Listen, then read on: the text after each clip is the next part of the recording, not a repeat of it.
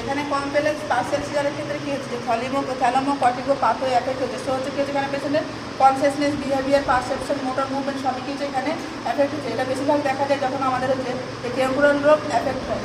যেটা হচ্ছে simple partial সিজারের ক্ষেত্রে কী হচ্ছে এখানে থ্যালামো কর্টিকো পাথো নট এফেক্ট, এখানে এফেক্ট হচ্ছে না।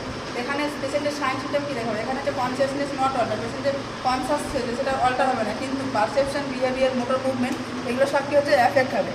দেন হচ্ছে যে জেনারেলাইজড সিজার, এখানে কী হবে বোথ হেমিস্ফিয়ার হয় এফেক্ট হবে, যে রাইট হেমিস্ফিয়ার লেফট হেমিস্ফিয়ার দুটো হেমিস্ফিয়ার কী হবে এখানে হবে। এবং এটা হচ্ছে কি চারটে স্টেজে হচ্ছে। আর যেটা বলছি টনিক অ্যাটনিক হচ্ছে, যেটা কী বলছি আমরা মেনলি কোথায় দেখা যায় যে মাল্টিপাল ব্রেনে যদি বেশিরভাগ যদি আঘাত বেশি ধরনের আঘাত হয় তাহলে সেখানে দেখা যায় তাহলে আইকিউ লেভেল থাকে সেখানে নো অরা স্টেজ। নো অরা স্টেজ বলে কি পেশেন্টের একটা ফল পারসেপশন আসবে, যেখানে কি যে একটা পোড়া পোড়া কিছু গন্ধ পাবে।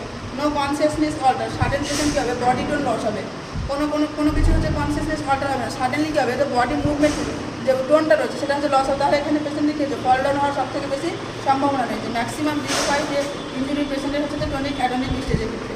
দেন হচ্ছে যে পেটিট মাল সিজার বা অ্যাবসেন্স অফ সিজার, এখানে বেশিরভাগ দেখা যায় বাচ্চাদের ক্ষেত্রে 4 থেকে 6 বছর মতো বাচ্চাদের।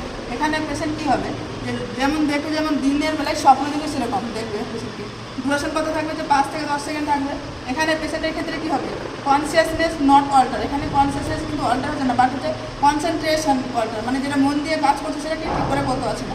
এবার হচ্ছে মায়োক্রনিক সিজার, এখানে কী হচ্ছে মাসল হচ্ছে কন্ট্রাকশন আর রিল্যাক্সেশন।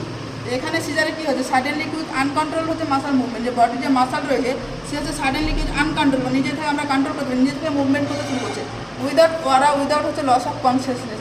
পেশেন্টের কনসিয়াসনেসের কোনো অল্টার হবে না, পেশেন্টের কোনো হচ্ছে ভুল পারসেপশনও আসবে না যে একটা কোনো পড়া পড়া গন্ধ আসছে।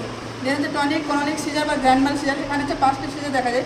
যেমন হচ্ছে ওরা স্টেজ, এখানে কী হবে পেশেন্টের যে ফল পারসেপশন হবে, কী পারসেপশন হবে অলফ্যাক্টরি হচ্ছে হ্যালুসিনেশন, যেটা কী হবে পেশেন্ট যে একটা হচ্ছে স্মেল পাবে সেটা পোড়া পোড়া। কনসিয়াসনেস আনকনসিয়াসনেস কতক্ষণ থাকবে পেশেন্ট যে 5 থেকে 10 সেকেন্ড থাকবে। দেন হচ্ছে টনিক ফেজ, এখানে কী হবে পেশেন্টের যে টোনটা ইনক্রিজ হবে, জ লক হবে, মানে হচ্ছে যে কি জটা পুরো কী হচ্ছে শক্ত হয়ে যাবে। কোলোনিক ফেজ কী হচ্ছে যে 20 থেকে 30 সেকেন্ড হচ্ছে কন্ট্রাকশন